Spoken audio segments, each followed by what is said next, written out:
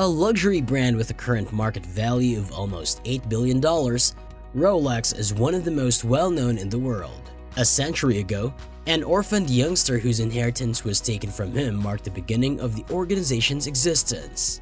He spent some time working his way up before deciding to create a timepiece shop to pursue his love. He had no idea that this commercial endeavor would cause him to break new ground in developing contemporary wristwatches, revolutionizing the watch industry, and establishing a billion-dollar empire.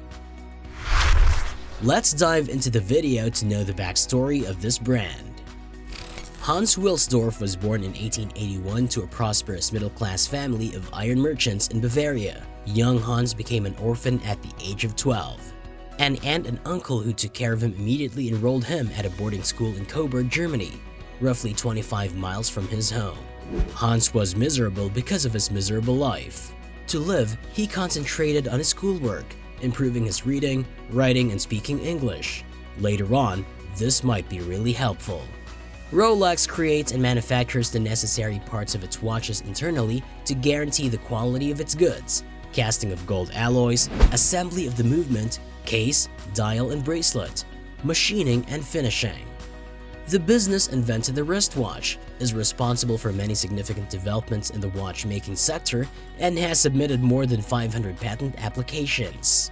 Hans eventually decided that enough was enough and departed for Geneva, Switzerland. He was hired by a dealer of pearls. As he studied the industry, he discovered that the corporation actually produced nothing while yet making a big profit. The business bought pearls from various marketplaces and then graded, packed, and sold them to jewelers. Young Hans would learn a valuable lesson from this as well.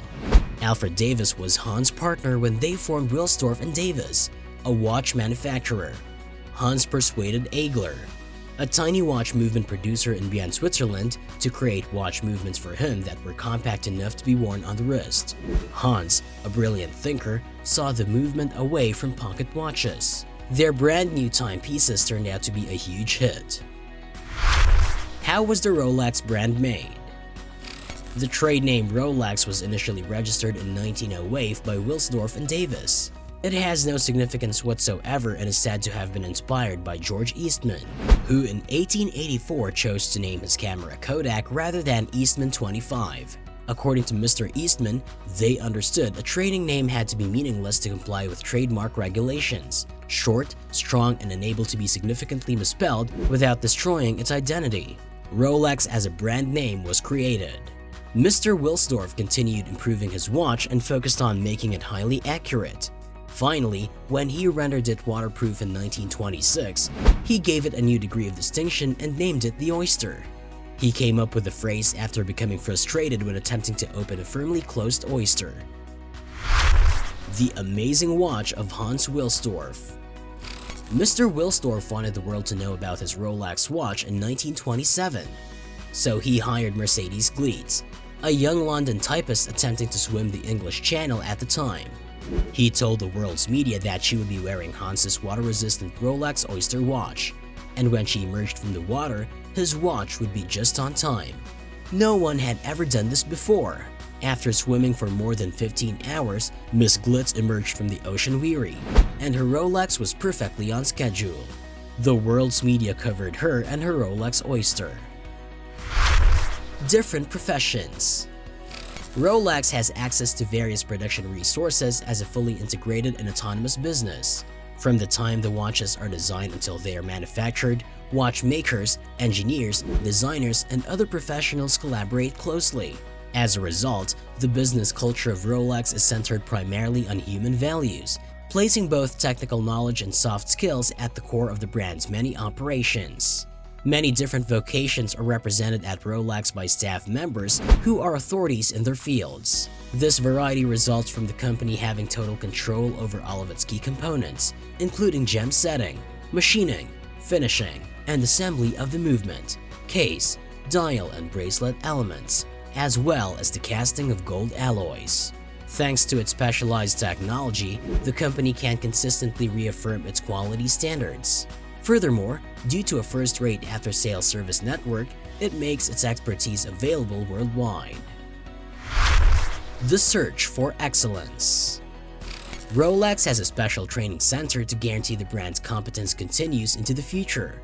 The Geneva-based center is committed to the pursuit of excellence and the professional growth of its staff members, trains staff members, and mentors apprentices. In addition, the firm aspires to show the next generation pride in its abilities and knowledge mastery.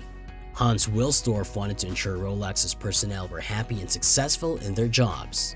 By preserving the company's history via the training and development of each employee, the training center upholds this idea.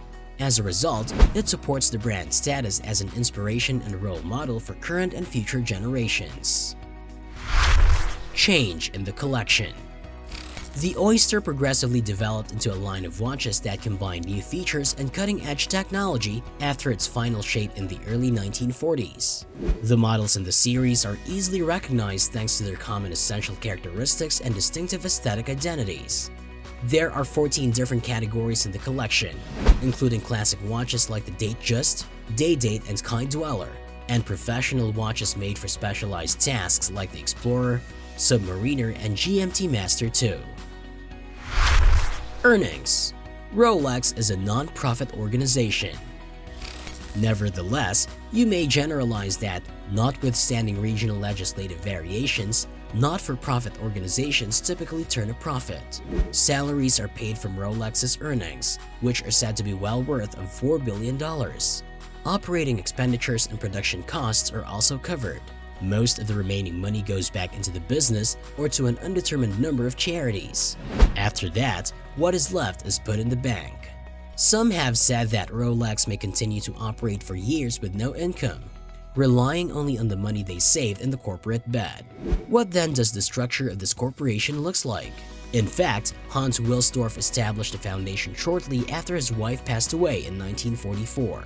Rolex was his main business, and he donated all of his shares to the foundation. Control of the foundation fell to the 5 foundation trustees after his death in 1960. These people are neither owners nor shareholders.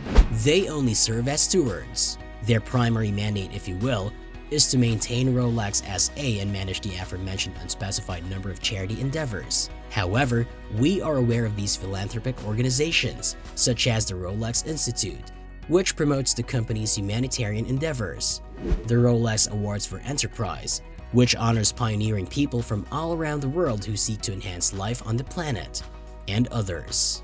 The Rollie on your wrist is a superb timepiece, that is certain. However, you now know the remainder of the narrative, or at least the public knowledge portion. In addition, you may now take pride in that your Rolex has contributed to several charitable causes worldwide. Moreover, there are some things you don't know. Rolex, a forerunner of opulent watches, was founded in 1905 by Alfred Davis and Hans Wilsdorf, a German and a Briton. The world-renowned company, which creates more than 80,000 watches annually, is now valued at an astounding £7 billion. Forbes listed Rolex as the 78th most valuable brand in the world in 2019. London, not Switzerland, is where Rolex was founded. Contrary to popular belief, London, not Geneva, was where the premium brand was founded. However, following the First World War, the business relocated to Switzerland because at the time, it offered better tax advantages than rebuilding post-war Britain.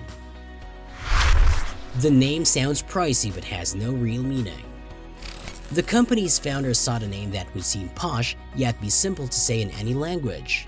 On a watch dial, it's required to have a nice minimalistic appearance. After deciding that it would need 5 letters, Davis jotted down several possible combinations before settling on one that worked. Then as he took a bus through London's Cheapside, the term Rolex came to him. Rolex produced the first waterproof wristwatch. Rolex invented the first totally waterproof watch in 1926. However, other watchmakers assert that they invented the first dive timepieces. The Rolex Oyster was also dust-proof with a rubber-lined screw-down case, back, and crown. Even in modern times, the Day-Date and Daytona are still considered Rolex models that are waterproof when the term Oyster is used. Mercedes Gleitz, an English woman, attempted to swim the English Channel in 1927 and received Rolex Oyster's compensation. She wore it around her neck, and when she got into problems, it was extremely cold, and she was only partially awake after being in it for 10 hours. Hillary received this watch from Rolex to wear throughout the climb, and to bring back to Rolex for rigorous testing following the descent, as part of Rolex's sponsorship of the 1953 expedition. That's it for today's video, and don't forget to like, share, and subscribe to our channel for more updates. Thanks for watching!